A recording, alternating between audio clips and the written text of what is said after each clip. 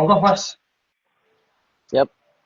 Oke, selamat malam Mas Rizal. Kita santai aja ya, kita gak usah formal-formal malam ini. Kemudian selamat malam teman-teman yang hadir di live malam ini. Ini kita ngobrol-ngobrol nyantai nih. Di sini ada yang sudah hadir, ada Mas Wahyu yang dari tadi standby terus, stay tune di tengah gangguan yang ada dari tadi nih Mas Rizal. Oke Mas Rizal, eh, di malam ini ada sedikit inisiatif perubahan topik nih Mas dari obrolan santai kita malam ini. Mana sebelumnya dari judulnya seorang IT bisa menjadi tentara. Ini malam ini saya ubah sedikit di waktu yang sesingkat-singkatnya terkait dengan informasi teknologi militer Indonesia Mas. Gitu. Sebenarnya yang kita nggak akan ngobrol dalam-dalam. Kita ngobrolin surface-nya aja Mas. Kita Tentu obrolin santai. banyak betul. Tentu banyak hal menarik baik terutama terkait IT ya, yang mana itu sebagai concern di seluruh dunia saat ini, terutama terkait dengan militer ya, di berbagai belahan dunia. Oke, mungkin sebelumnya saya persilakan untuk Mas Rizal perkenalan singkat terkait dengan biografinya ataupun tulisannya.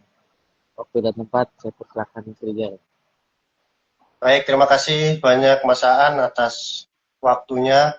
Jadi sebenarnya judul kita ambil judul anak IT juga bisa jadi tentara, bisa kita sebut itu temanya ya, karena kita ambil dari judul buku anak IT juga bisa jadi tentara. Nah, untuk judul ngobrolnya itu lebih ke judul Mas ya. Betul, betul. Baik, saya sharing singkat awal mula perjalanan saya sebagai seorang militer ya. Jadi pada dasarnya saya sebenarnya ya anak IT biasa pada umumnya dengan kehidupan normalnya anak IT, ngoding, kemudian kopi, begadang, ya normalnya lah. Sehingga pada suatu ketika pada saat itu tahun 2016 bertepatan dengan HUT TNI. Untuk pertama kalinya, Kepala Staf Angkatan Darat saat itu Kasat Jenderal TNI Mulyono mengadakan lomba hackathon. Lomba hackathon itu singkatan dari hacker marathon. Jadi melaksanakan lomba membuat aplikasi militer dalam waktu 1 kali 24 jam. Kemudian untuk Kasat sendiri sudah menyampaikan saat itu bahwa pemenang lomba hackathon ini tidak hanya akan diberikan hadiah, tetapi akan direkrut menjadi prajurit TNI Angkatan Darat. Nah, kemudian saat itu kebetulan jadi kita tuh lomba dimulai jam 9 pagi hari Sabtu, selesai jam 9 pagi hari Minggunya, jadi 24 jam. Setelah lomba selesai dilaksanakan, kita langsung melaksanakan presentasi. Kok kebetulan juri saya saat itu Brigjen TNI Dr. Nugraha Gumilar, pembina kita saat ini. Jadi saat itu saya dipantau langsung oleh beliau. Akhirnya suatu ketika akan lulus kuliah, ditawarkan langsung oleh beliau. Mungkin karena beliau juri saya langsung, jadi ya agak-agak familiar lah dengan kebetulan produk saya waktu itu aplikasi logistik Button untuk membantu bencana di daerah. Itu mendapat atensi juga dari beliau. Nah, demikian perkenalan singkatnya, Mas Aan. Siap, Mas Rizal. Terima kasih atas introduction singkatnya atau perkenalan singkat bagaimana peralihan dari IT ketika kuliah menjadi prajurit ya. Tentu itu sebuah perubahan yang cukup besar ya menurut saya. Yang mana pastinya banyak teman-teman Mas Rizal di IT yang berkarir lebih fantastis terkait dengan proyekannya, pendapatannya. Wah itu tentu fantastis yang kita tahu ya. Kalau yang berhasil, tentu juga ada yang tidak berhasil. Em, Bagaimana awal mula ataupun sedikit lah boleh diceritakan pertimbangannya atau keraguannya dilematiknya saat itu tetap memilih menjadi prajurit mengabdi untuk negara, Mas, dibanding berkarir ataupun memegang banyak proyek-proyek yang nilainya fantastis di IT. Baik, terima kasih. Jadi saya pribadi itu merupakan tentara pertama di keluarga besar. Saya tidak berasal dari background militer. Jadi waktu itu ya namanya anak lulus kuliah ya, ditawari pekerjaan sebagai tentara ya tetap kita istikharah dulu. Karena saya pribadi nggak ada bayangan masuk tentara. Yang saya tahu saat itu tentara yang bertempur. Tapi saat hackathon itu, Kasat Jenderal Mulyono menyampaikan kepada saya dan kepada rekan-rekan peserta lomba, tugas utama tentara memang bertempur, tetapi untuk sekarang medannya sudah berbeda. Militer kita secara kekuatan sudah cukup kuat, jadi kecil kemungkinan untuk diserang secara konvensional. Tetapi kita masih sangat bisa dibilang cukup lemah untuk di dunia cybernya. Nah, seperti itu. Jadi ini pengalaman saya pribadi, karena saya pribadi saat kuliah itu juga tidak menekuni cyber, Mas ya. Tetapi ketika waktu itu pimpinan saya, Kadis Infolata, Brigjen Nugraha Gumilar, tiba-tiba memerintahkan saya untuk mengikuti latihan simulasi cyber dengan US. Lebih tepatnya dengan HING atau Hawaiian National Guard. Ya dalam waktu yang sesingkat-singkatnya kurang dari 1 hari kita maraton belajar cyber. Jadi ternyata memang dapat saya simpulkan otak dan tubuh manusia itu diciptakan Tuhan untuk beradaptasi. Saya yang notabene tidak menekuni cyber saat itu karena di bawah tekanan, ya akhirnya bisa. Nah, seperti itu. Jadi terkait nah ini yang menarik nih buat adik-adik para praktisi IT. Nah, ini saya sampaikan spill sedikit lah. Kalau kita sebagai seorang praktisi IT di perusahaan, ya, kita di luar kerja, kita nggak bisa nyambi jadi tentara. Tapi ketika kita jadi tentara, selama tidak mengganggu dinas, di luar jam dinas, kita bisa nyambi untuk menerima proyekan. Jadi saya pribadi, walaupun yang jelas tidak mengganggu dinas, entah saya kerjakan malam hari atau weekend, proyek-proyek jujurnya aja tetap kita laksanakan. Sebenarnya tidak semata-mata komersil, tapi lebih ke melatih skill kita, Mas ya. Karena kan kemampuan IT itu skill, kalau nggak dilatih ya jadi kurang tajam juga seperti itu. Betul-betul, Mas. Kalau sepaham, karena kebetulan pernah mendapat satu semester cyber security dari Groningen University yang kata itu walaupun secara daring, memang lagi sangat masif, Mas ya, di berbagai negara terkait cyber warfare ataupun perang cyber antar negara. Kalau tidak ada kesadaran dari individunya, terutama kayak dari pandangan dari IT-nya yang memang asli berangkatnya dari IT yang menjadi prajurit, berarti kan sudah ada ketertarikan dari dasarnya, sudah ada memiliki basicnya. Tentu akan berbeda dengan yang prajurit yang memang berangkatnya dari prajurit baru belajar IT, itu ada perbedaan pasti gitu. Nah, dari situ saya ada sedikit timbul pertanyaan, Mas. Sebenarnya saat ini ya, gimana sih tantangannya bagi para muda-mudi yang sekarang di kebingungan di IT terkait karirnya? Mereka tuh lebih baik bagaimana ke depannya? Apakah lebih baik berkarir yang jelas seperti memilih cyber terkhusus, mereka entah mendevelop cyber security, cyber defense, baik itu menjadi prajurit, militer, ataupun menjadi kepolisian di Polri, ataupun institusi yang lainnya bisa, atau mereka memang harus mendalami berbagai sektor di IT. Menurut panjenengan bagaimana, Mas Rizal? Jadi sebenarnya untuk jurusan di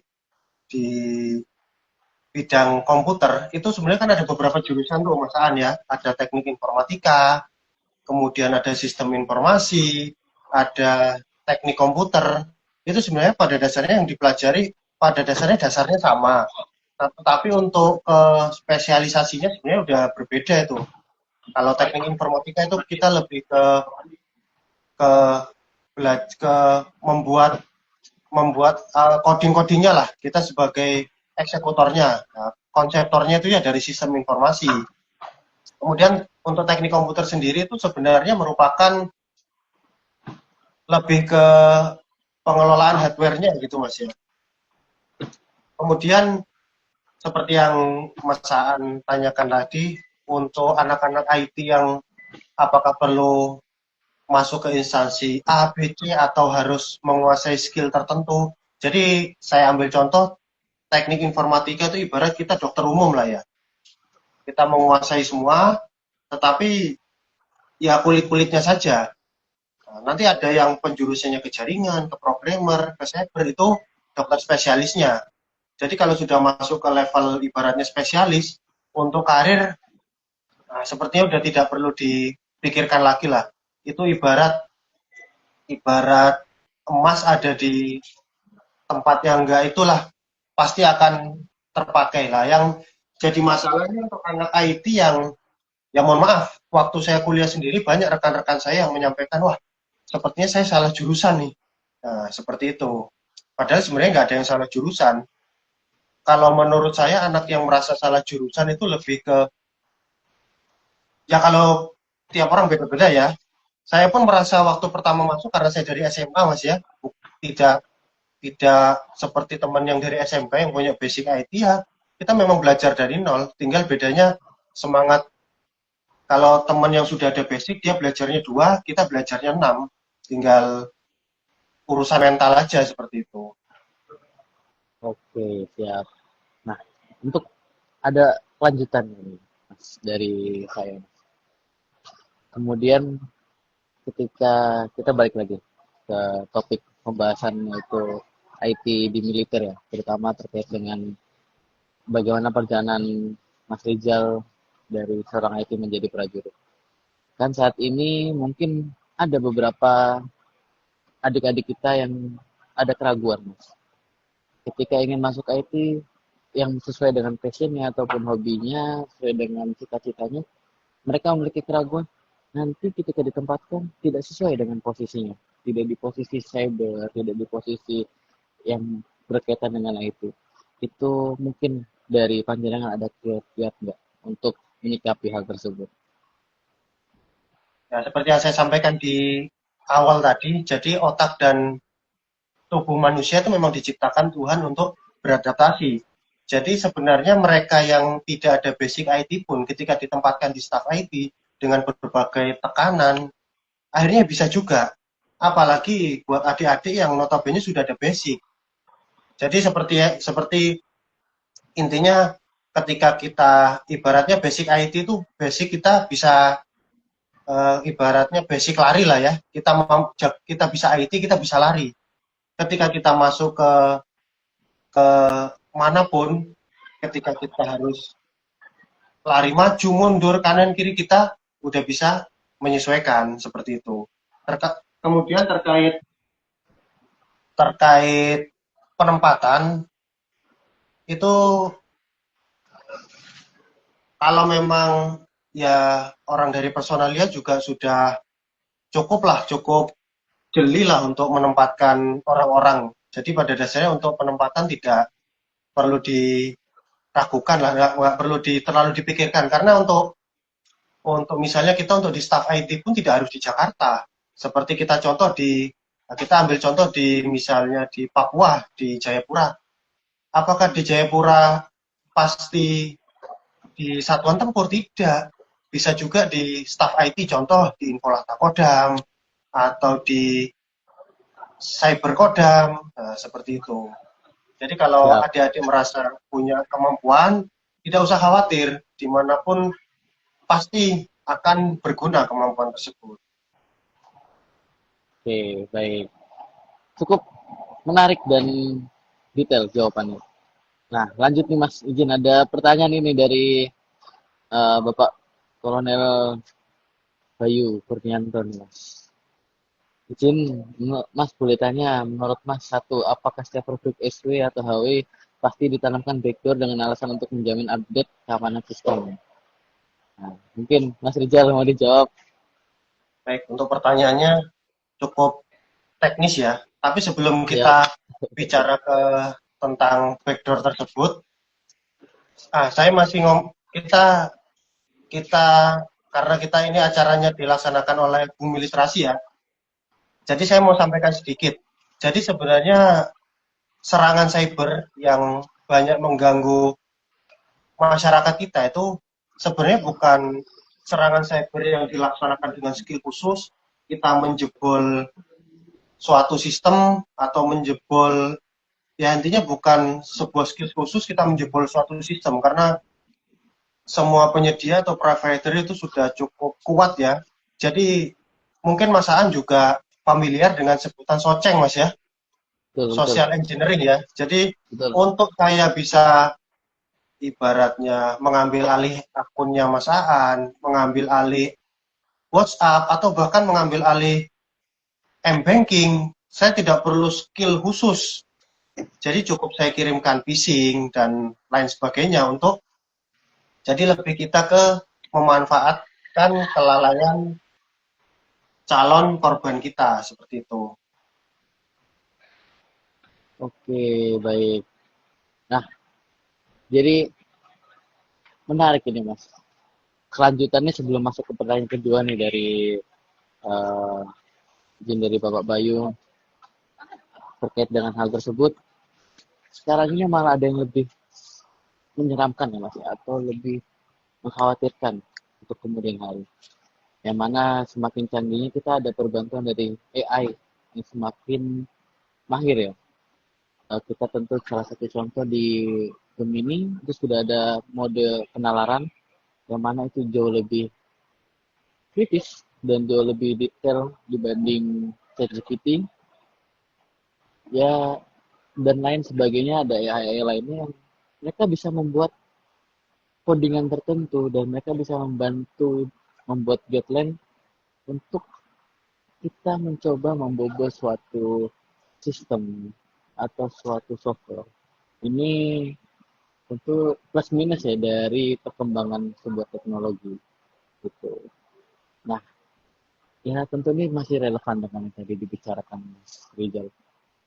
Jadi tentu kita perlu mempersiapkan ya ke depannya terkait dengan terutama pemuda-pemudi kita ya yang masih belia-belia, yang perlu kita persiapkan mereka cara beradaptasinya yang tepat, cara mengamankan, terutama sih mengamankan dirinya, preventifnya untuk security sistemnya, defense-nya, kemudian baru mengamankan komunitasnya atau sekitar gitu. Nah, lanjut ke pertanyaan kedua Mas Rizal ini. Sangat menarik. Setelah jadi tentara, mana yang lebih penting Mas? Antara memegang etika IT atau tetap memegang tentaranya? Nah, ini Waduh. sangat menarik sekali ini. Saya Pertanyaan sangat sangat suka menarik nih dengan Bapak. pertanyaan Izin Bapak. pertanyaan yang cukup berbobot. Tapi sebelum saya jawab pertanyaan dari Bapak Pembina kita, saya mau merespon penyampaian Mas Aan terkait AI tadi, maraknya Siap. penggunaan AI. Saya akan jawab dari sisi saya sebagai anak IT ya. Jadi saya pribadi jadi sebenarnya AI yang marak itu sebenarnya kan kita tuh lebih ke diarahkan lebih ke sebagai pengguna ya. Nah, saya Betul. sebagai anak anak IT pada tahun 2013 kita tuh memang di kampus juga ada mata kuliah namanya AI atau kecerdasan buatan. Kita tuh tidak dituntut untuk menggunakan AI, tapi membuat AI itu sendiri. Nah, seperti itu. Jadi sekarang saya ambil contoh dunia dalam dunia coding lah. Sekarang memang udah ada Blackbox, ada ChatGPT, ada Gemini. Dia bisa kita suruh buatkan website Bumi Literasi. Memang codingannya keluar semua. Tapi kalau kita nggak ada basic programmer, kita juga bingung codingan itu mau diapakan, mau taruh di mana. Nah, kita nyuruh AI nih, buatkan website Bumi Literasi. Keluar codingannya, terus codingan mau kita taruh di mana? Nah, padahal kan codingan itu kita kita taruh di text editor, kemudian manggilnya gimana. Masaan kalau lagi itu bolehlah dicoba codingan yang dikeluarkan oleh AI ketika ditaruh di text editor, kemudian di running, itu banyak errornya. Nah, kemampuan kita, disitulah kemampuan programmer masih dibutuhkan. Jadi bukan berarti codingan keluar memang kelihatannya keren, codingannya keluar. Tapi ketika kita nggak usah yang muluk-muluk untuk membuat sistem lah. Kita taruh di Notepad, kemudian kita save as, kasih nama .html, kemudian kita jalankan di browser, itu banyak errornya. Tidak semata-mata, kecuali memang codingan yang dasar ya. Nah, seperti itu. Kemudian untuk menjawab pertanyaan, setelah jadi tentara mana yang lebih penting antara memegang etika IT atau tetap memegang tentaranya? Ya, setelah saya masuk di tentara, kita kan sudah diikat sama Sabta Marga dan Sumpah Prajurit. Ya, otomatis kita tetap memegang etika tentaranya lah. Cuman bukan berarti ketika kita terikat dengan Sabta Marga, Sumpah Prajurit, dan etika itu kita tidak bisa kreatif. Nah, seperti contoh, dalam dunia literasi, tidak semua tulisan yang saya tulis bisa saya publikasikan. Tetapi apakah saya tidak bisa menulis tulisan tentang, mohon maaf, kritik pemerintah? Bisa. Cuman jadi arsip pribadi.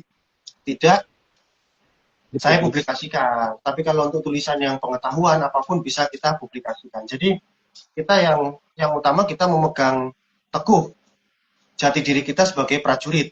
Tapi bukan berarti kita tidak bisa kreatif. Tetap bisa kreatif, cuman kita sendiri yang tahu batasannya.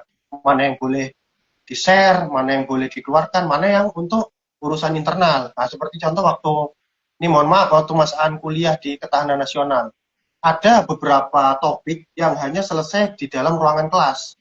Keluar pintu sudah harus dilupakan ya. Kurang lebih seperti itu, Mas. Apakah kita nggak boleh membahas tentang atau mengkritik instansi kita atau mengkritik pemerintah? Boleh, untuk urusan akademis, untuk urusan pengetahuan. Keluar dari ruang kelas, lupakan, jangan dibahas. Nah, kurang lebih seperti itu. Jadi prinsip etika atau jati diri prajurit tetap harus dipegang teguh. Tapi bukan berarti kita tidak bisa kreatif, begitu, Mas. Betul, betul. Saya setuju banget ini, Mas. Yang barusan statement Mas yang terakhir, bagaimana kita mengelola atau mengkotak-kotakan mana hal yang boleh kita publikasikan di luar. Jadi kita memfilter mana ruang-ruang yang boleh kita tuangkan. Misalkan topik A hanya di ruang B, atau sampai ruang C2, nggak boleh sampai ke B. Ini banyak sekali ya individu-individu yang mungkin sekarang banyak maraknya di influencer. Suka kelewat membahas yang mereka mendapatkan info mungkin dari beberapa orang-orang yang memiliki rahasia-rahasia ataupun informasi penting terkait negara, dan mereka lupa membatasinya untuk konsumsi publik. Itu yang mana ketika publik telan mentah-mentah, itu jadi bola panas, jadi bola liar untuk publik. Sedangkan kan banyak sekali informasi itu kan hanya bersifat rahasia dan nggak bisa ditelan mentah-mentah.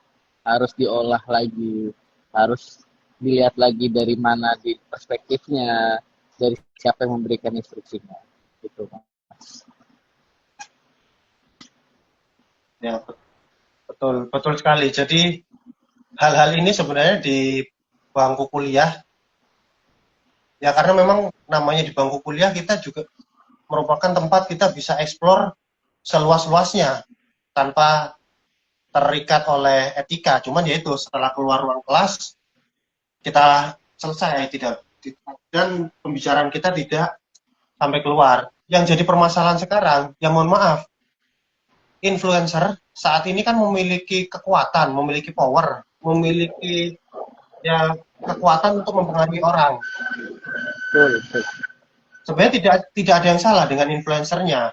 Bagus itu, punya kekuatan untuk mempengaruhi orang. Tetapi alangkah lebih baiknya yang dia sampaikan ya hasil penelitian dulu lah, hasil, kalau istilahnya apa tuh, tabayun dulu, Mas ya. dicek cek dan dicek dulu benar atau tidak. Yang sama seperti gini, presiden kalau udah ngomong di publik, yang beliau sampaikan kan bisa jadi dasar hukum. Betul.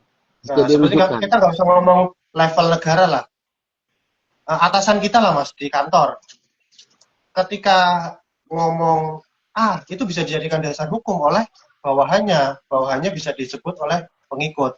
Nah seperti contoh Masaan sebagai kadebit kaderisasi, Masaan ngomong tentang bidang kaderisasi, wah itu bisa jadi dasar hukum, kecuali Betul, betul. misalnya dia bukan yang berwenang menyampaikan, nah itu tidak itu. Makanya memang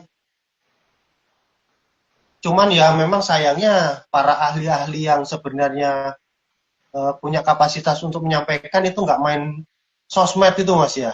Sosmed. Nah Nah, itu itu. sebenarnya kalau cuma mengandalkan liputan media kan nggak seefektif menggunakan sosmed.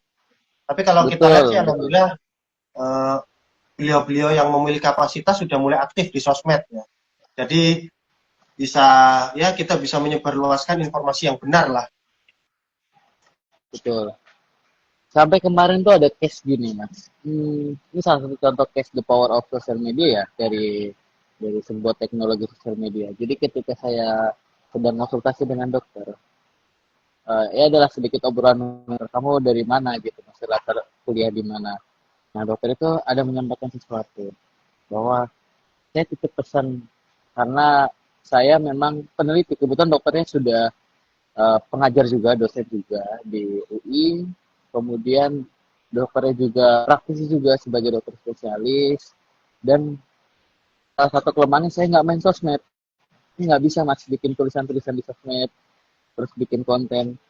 Saya tuh khawatir terkait dengan apa namanya kesehatan para anak muda gitu. Dokter cuma titip pesan bagi teman-teman yang masih ada tenaga dan kemampuan buat mempublikasikan, menginformasikan, serta memperluaskan lagi informasi di sosial media, saya titip pesan minta tolong gitu. Terutama nih buat teman-teman dari pertahanan, keamanan maupun ketahanan nasional, kata dokternya. Gitu mas. Jadi ini cukup berhubungan dengan yang besar mas bilang. Valid, valid. Ya seperti itu. Dan dengan wadah bumi literasi kita ya semoga kita bisa ya kebetulan hampir 100% isinya anak itu ya pemuda-pemuda semua dengan Betul, betul. berbagai latar belakang di bawah bimbingan pembina yang secara pengalaman cukup luas dan aktif juga di sosmed. Nah, semoga kita melalui wadah ini bisa sharing-sharing lah, bisa menyebarluaskan informasi yang benar berdasarkan hasil penelitian, bukan katanya seperti itu, Mas. Oke, siap. Wah, nggak berasa sudah jam 9 pas ini, Mas. Ya. Oke, ini masih ada yang nonton kita ini, Mas. Mohon izin, saya tambahkan penonton sekalian. Kira ada yang ingin ditanyakan lagi sebelum kita akhiri sesi malam ini yang Kalau ini ngobrol-ngobrol memang santai. kalau sesi malam ini memang sesi pemanasan, Mas ya, karena kita udah lama nggak ngadakan ngobrol bareng. Nanti kita Betul, betul. untuk teman-teman nanti kita akan agendakan acara ngobrol bareng lagi ya yang versi lebih spesifik Mas Aan ya. Betul, betul. Ini Mungkin nanti, pemanasan aja lah, stay hello untuk teman-teman sekalian ini. betul. Mungkin nanti juga ada gestar dari pembina kita yang ingin ngasih ide nih, yang aktif bertanya malah di komentar kita ini, Mas. Padahal beliau saat ini sedang ada urusan khusus yang cukup urgent, Wah, tetapi ya. masih selalu menyempatkan waktu untuk mendukung kita. Nah, itu dia, Mas. Luar biasa. Untuk teman-teman yang ingin tahu jadwal ngobrol bareng apa saja, temanya apa saja nanti bisa dicek di website www.bumiliterasi.web.id. Nanti saya dan Mas Aan akan hadir juga mengisi ngobrol bareng dengan tema yang cukup menarik dan dengan durasi yang lebih panjang, Mas ya. Siap, betul, Mas. Oke, Mas. Kita rasa sudah cukup ngobrol santai malam ini. Terima kasih, teman-teman. eh, maupun senior, rekan-rekan sekalian, pimpinan yang sudah hadir di live kita hari ini, malam ini. Semoga semuanya sehat selalu, dilindungi oleh Amin. Tuhan Yang Maha Esa. Selamat malam, wassalamualaikum warahmatullahi wabarakatuh, Om Swastiastu, Namo Buddhaya, salam kebajikan buat kita. Waalaikumsalam warahmatullahi wabarakatuh. Sampai jumpa di lain waktu, teman-teman. Mas Aan. Izin kita akhiri live-nya.